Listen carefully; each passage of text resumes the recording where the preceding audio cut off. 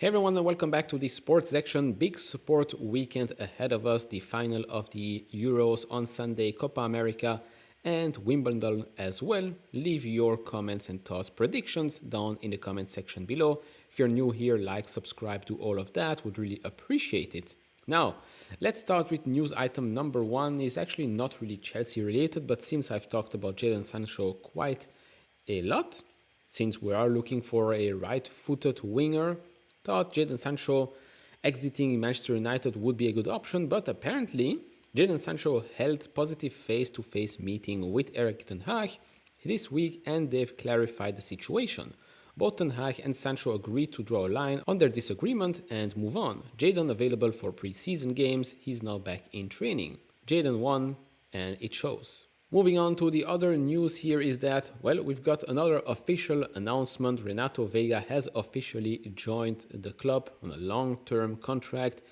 It is quite funny, in my opinion, that I think we're one of the only clubs where the training kit, the sponsor for the training kit, in this case being X, are getting way much more value for their money now that we don't actually have a sponsor for next season. I mean, he's still showing last season's shirt and sponsor, but he's wearing the training kit.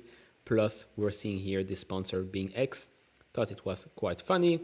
Overall, I think it's going to be an exciting signing. Didn't cost us a lot of money, pretty versatile. He already spoke a couple of things. He thinks he's a very smart and talented player. Speaks a couple of languages, likes N'Golo Kante, likes Moreira at the club as well, both Portuguese. So I hope we can see them together in action in the preseason. I think we might have done some smart business here. We didn't overpay for Calafiori. We went for him. Undervalued, in my opinion, can play in different positions. This is what we're looking for, players that can play in different positions. In case we have injuries again, there are players that can be a backup and wait until play and wait until the player in that position comes back. Let's wait and see what happens in preseason. I think it was going to be quite an exciting couple of games. What do you think? Then the big news that came out during the day is that Chelsea have joined Bayern München, Arsenal, PSG and Tottenham to race to sign Stade Rennais Désiré Doué according to L'Équipe. Now, to be honest, the only reason I know about this player is because Alex Goldberg talked about him on X and that's about it. I mean, he is the number one cheerleader on that platform, so I guess we've all heard about him through him. Or maybe if you're a fan of that club, that could also be one of the ways you heard about him. But to be honest, never followed this club that much other than Doku, because he's Belgian. And so I don't know much about that player other than watching some clips more recently. Now, if you want more information, here it is. He's 19 years old, 1 meter 81 centimeter, position left winger. But as you can see, he can play central midfield as well, attacking midfield as well. Last season, he scored, not that many goals. Overall, in his career at Stade Rennais, first team 76 games, 8 goals, 7 assists. 2 goals, 2 assists from a left winger position, 1 goal from the attacking midfield position.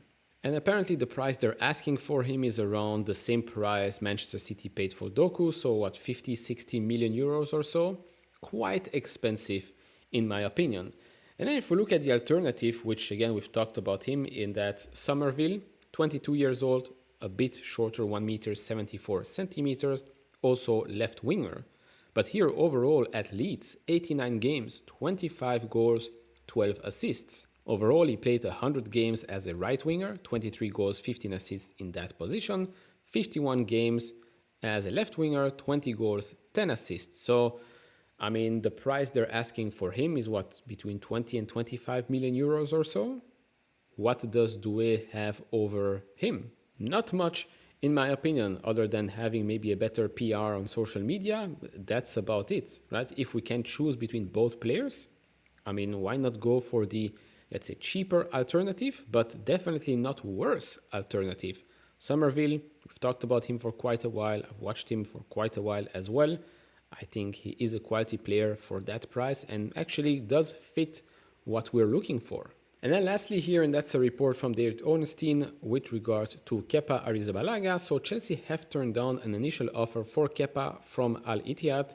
talks are continuing with the Saudi Pro League club and other suitors ahead of an expected permanent departure for the goalkeeper from Stamford Bridge this summer. In my opinion, any bid between 15 to 20 million euros, just take it and run. I mean, we're raising money, we're going to lose a lot of money from him as well, but he's probably also on high wages and we don't need him. He doesn't want to stay, so take the money and run. I expect many outgoings, more outgoings in the next coming weeks than actually incomings, which makes a lot of sense. I think we're still going to raise quite a lot of money this summer. So overall, that's about it. You now can add Désiré Doué to the list of players we might be interested in. We are having quite a long list so far. We've talked about Mitoma, Pedro Neto, Adeyemi, Summerville, now him. I mean, the list will probably go on and on and on until we actually sign someone or until we say that, well, we're not looking for anyone anymore. Because to be honest, although Sterling has been underperforming for Chelsea, I do still think that if he picks it up, if he levels up, I do think we still have a quality player. I don't think he's already washed. No, not at all. And then you have Mudryk. If somehow he manages to reach his potential next season, then we've got another good player on the left side. I know, might be far-fetched, but that's what we have. So yes, of course, I would love it if we could sign someone like Nico Williams or Summerville. I know, but I'm not the one making the decisions. But if we're not buying anyone anymore, then so be it. I think the squad right now, we still have a lot of so-called new signings. Basically signings that we've made 12 months ago but have not had any impact on the team yet because of injuries or just because, well, they didn't find their forms. So let's wait and see. I think, again, preseason, I know I'm repeating myself again and again, but I think preseason is going to be very, very exciting. We're going to see players that we've not seen before play together. New coach, obviously, new system. So a lot of lessons to be learned. We're, of course, going to analyze each and every game on the channel. So if you're new here or not returning one, like, subscribe, notification bell on, do all of that. And I see you all in the next one. Bye-bye.